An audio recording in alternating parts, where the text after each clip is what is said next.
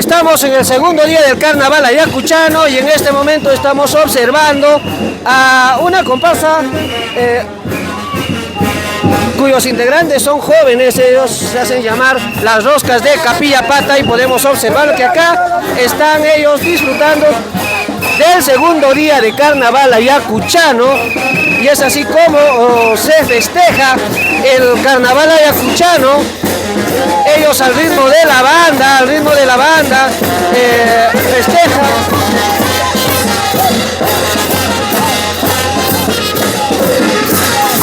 Al ritmo de la banda, ellos están disfrutando el segundo día del carnaval ayacuchano.